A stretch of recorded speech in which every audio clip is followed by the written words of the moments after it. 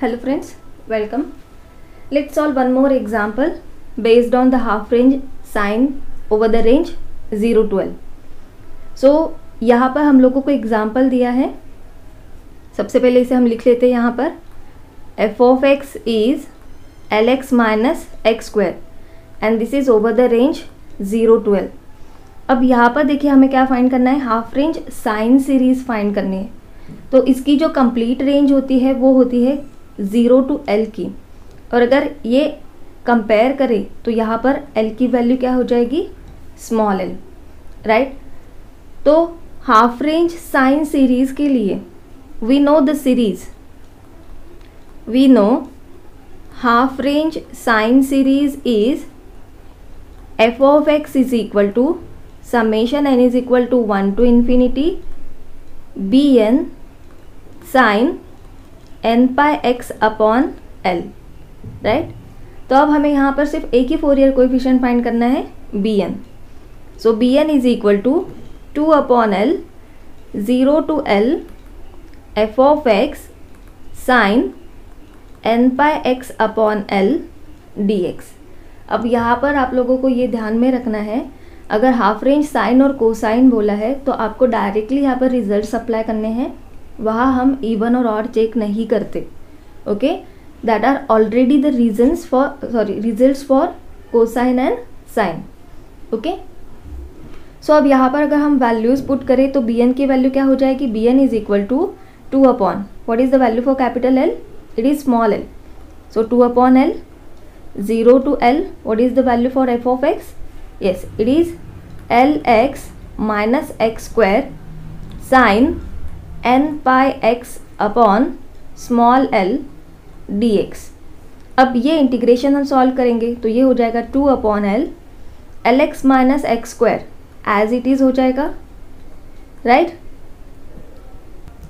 और साइन का इंटीग्रेशन क्या होता है, minus cos n pi x upon L divided by constant term in theta n pi upon L minus, अब ये टर्म का डेरिवेटिव लेना है तो ये हो जाएगा L minus 2x, right.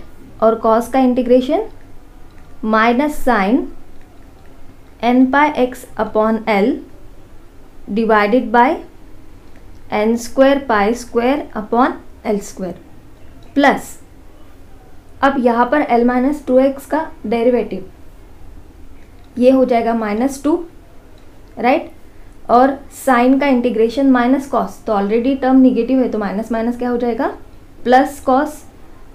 Theta क्या है, n pi x upon L divided by n cube pi cube upon L cube. और यहाँ हमें लिमिट पुट करनी है 0 टू L, राइट.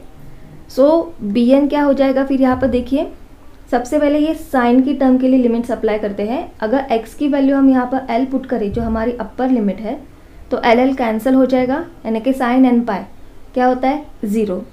और अगर लोअर लिमिट पुट करेंगे तो साइन 0 क्या होता है 0, यानी दोनों लिमिट के लिए ये टर्म क्या हो जाएगी 0.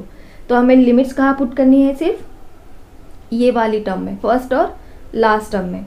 तो अब यहाँ पर हम फर्स्ट टर्म के लिए चेक करते हैं. अगर अपर लिमिट पुट करते हैं L तो L इंटू एल क्या हो जाएगा L स्क्वायर, और यहाँ पर x का स्क्वायर है यानी कि L स्क्वायर, तो L square minus L square, यानी अपर लिमिट के लिए ये टर्म क्या हो जाएगी 0. और लोअर लिमिट अगर पुट करते हैं तो 0 माइनस 0 ये भी 0 हो जाएगा. तो दोनों लिमिट के लिए ये पहली टर्म क्या हो रही है 0, यानी कि यहाँ पर भी हमें लिमिट पुट नहीं करनी है और यहाँ पर भी हमें लिमिट पुट नहीं करनी है. तो लिमिट कहाँ पुट करनी है, सिर्फ अभी हमें थर्ड टर्म में. तो ये हो जाएगा 2 अपॉन L, अपर लिमिट अगर पुट करते हैं तो L कैंसिल, यानी कि यहाँ पर क्या बचेगा minus 2 cos n pi upon n cube pi cube upon L cube minus, अब लोअर लिमिट के लिए सॉल्व करते हैं तो ये हो जाएगा minus 2 cos 0 upon n cube pi cube upon L cube, right. अब ये जो डिनोमिनेटर की टर्म है ये दोनों तरफ सेम है तो इसे हम ऐसा भी लिख सकते हैं 2 upon L into L cube upon n cube pi cube, right.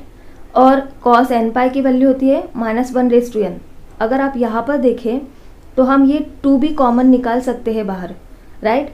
तो अगर यहाँ पर 2 कॉमन ले लिया तो सिर्फ बचा -cos n पाई, तो ये हो जाएगा -1/n, ये माइनस माइनस प्लस हो जाएगा और cos 0 की वैल्यू क्या होती है 1।